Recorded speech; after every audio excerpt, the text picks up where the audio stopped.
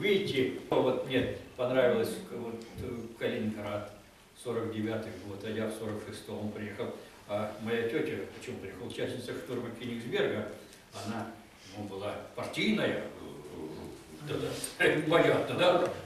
Она была вот в этой гостинице, вот те 50-е, 49-е годы, завхозом там, заходящим смотрела, не директором, а так ставили только таких людей туда, чтобы занимались порядком.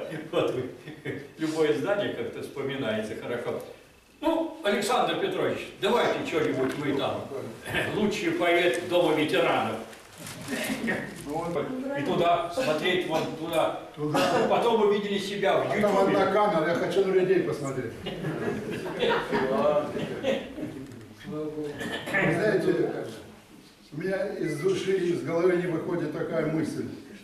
Представляете, больше 20 миллионов людей наших, советских, не встречают рассвета. А мы живы. Благодаря им. Спасибо им большое. Несколько страшных, каких назвать, эпизодов войны у каждого в памяти, наверное, не счесть. Вот и один из эпизодов я вам хочу прочитать, а вы уже догадаетесь, про кого я здесь. Война бойцов в себе не выбирала. Настало время нужно воевать. Матросы, пехотинцы, генералы страну родную стали защищать. Один юнец, уже мечтавший с детства, военную карьеру совершить, и начал проходить ее с кадетства, учебу инженером завершив. Всегда он отличался дисциплиной, а к недостаткам просто не терпел. Война в Маньчжурии не пробежала мимо, он пригодился с опытом своим. Он принял власть советскую с душою, по убеждениям близка была ему, и проявил себя тревожную порою, но заплатил огромную цену. И вновь война проверила на прочность, подвергла испытаниям его, а в действиях решительность и точность его пути прошедшего всего. Ответственность легла на генерала, остатки армии он выводил с трудом, судьба его по-своему считала, он немцами был с радостью пленен.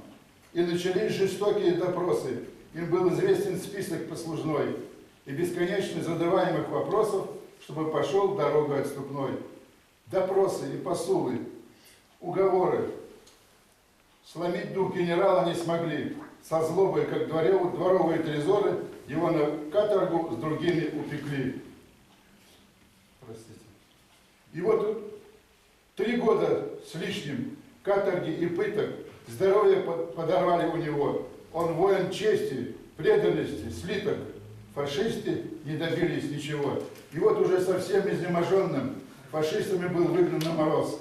Врагами все же был непобежденный, не уронил ни капли горьких слез. Фашисты генерала поливали в разбойтой холодной водой. От этого с восторгом бесновались, менялись процедуры между собой. И вот к утру, совсем уже замерзший, не сломленный и гордый генерал, душою верной, весь насквозь промерзший, гранитной глыбой мужества стоял. Хорошо.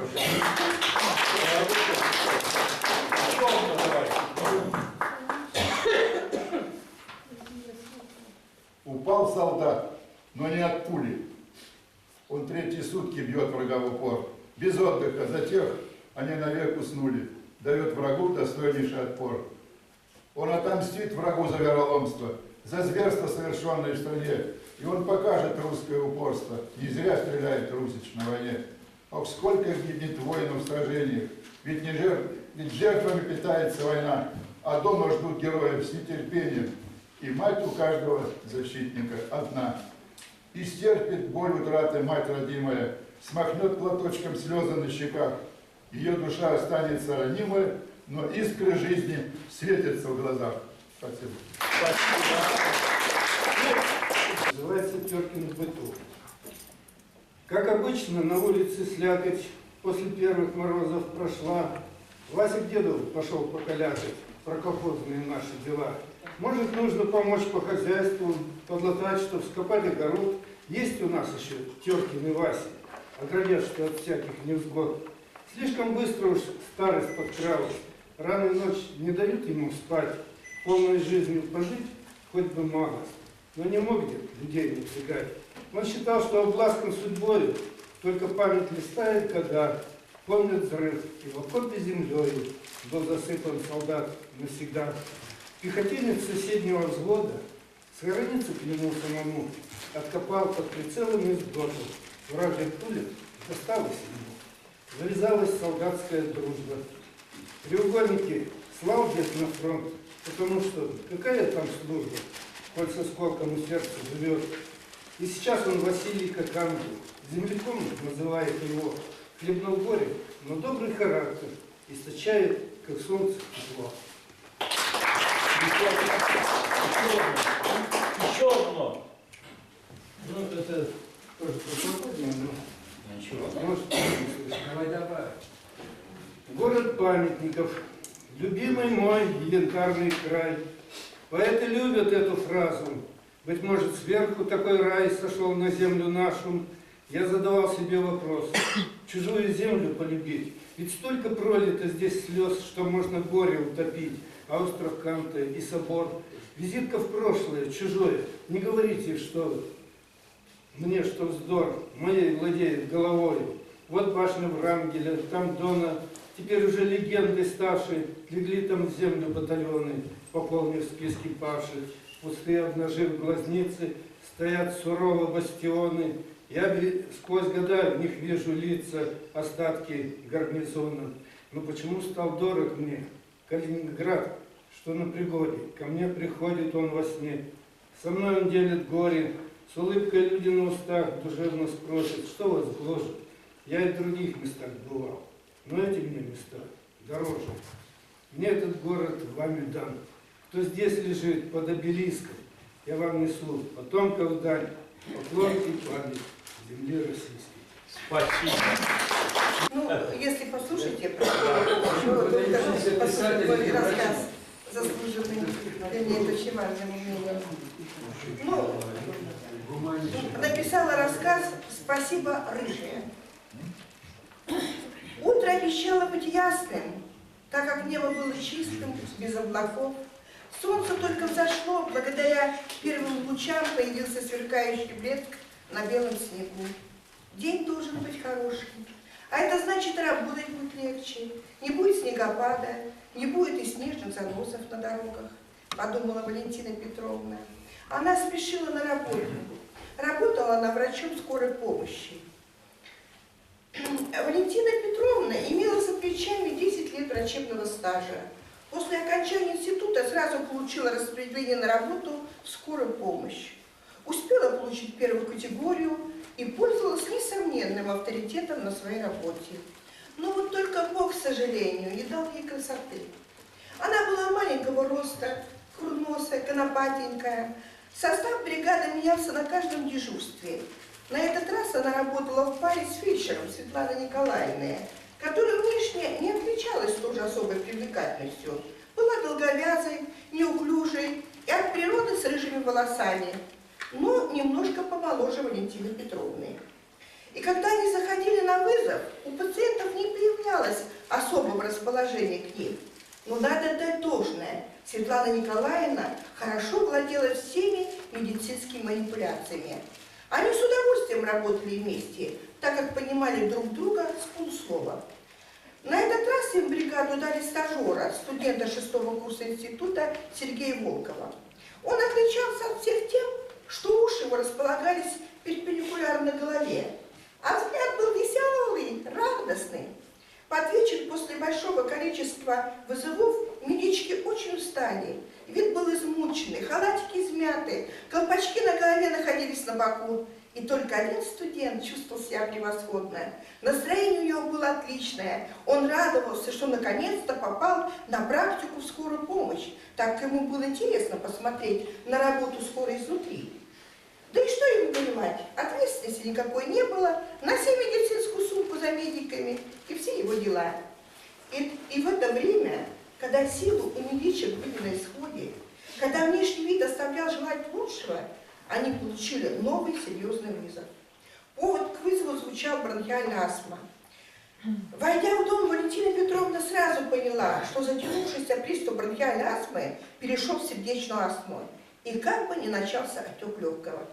Перед глазами медиков была явная картина сердечной астмы.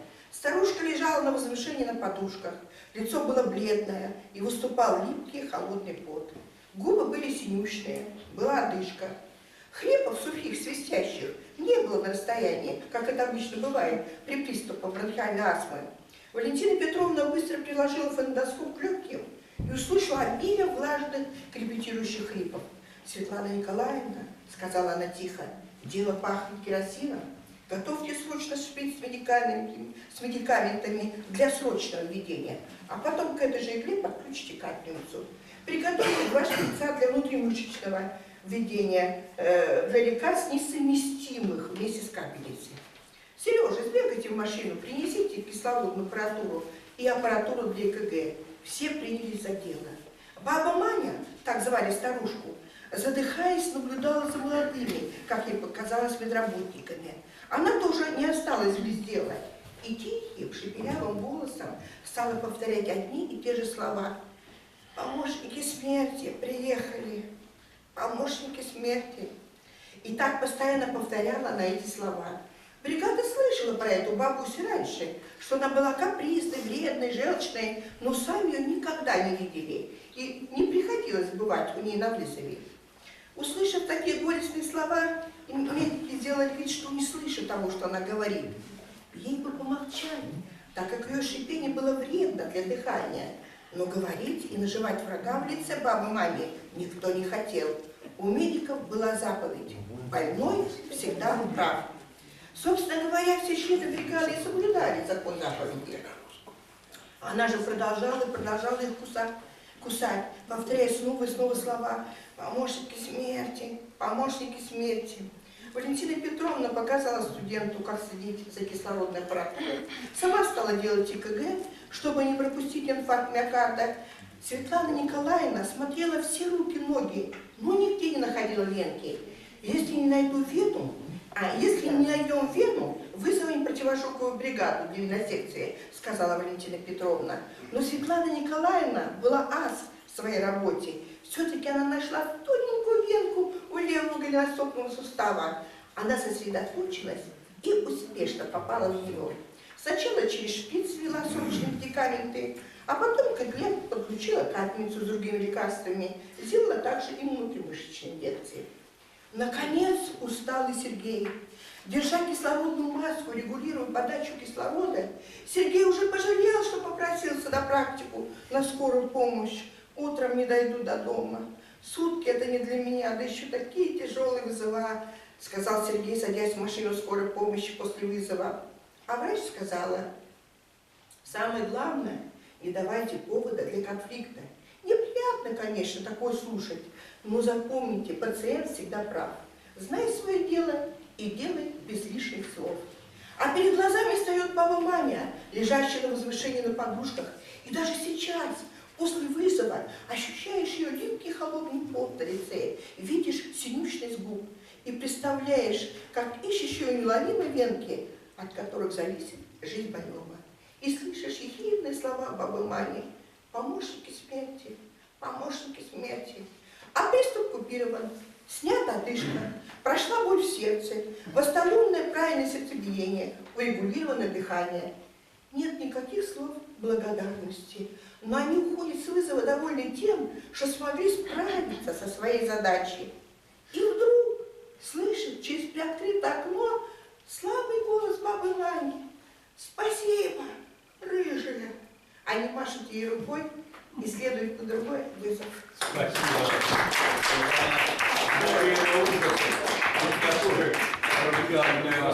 Я инвалид второй группы. И кто меня ожидает? Но я принимаю заслуженный врач Симбифорт мне. Знаете такой, да? Да. Вот это как его. Вот так. Так что иногда полезно послушать, кто ждет. Тех, которые... Не всегда. Она описала точнейшим образом идиллию работы скорой помощи. Да. Это вот я, как человек, который проработал в этом деле долгие-долгие годы, могу подтвердить. Единственное, что они должны были освоить, в этих случаях под ключичку надо брать. Всегда это вена на Но здоровье. они ж простые, вы заслуги брать. Что вы? Вот чисто женский взгляд на парад. Весенний праздник. Земля томилась, как немая, в надежде отстоять свою. Морозом и дождям внимая, сгребала серое жнивье. И по полям, и по отрогам сгребал былое зимний плен. А вот теперь по солнцу строго вселенский истекает плен.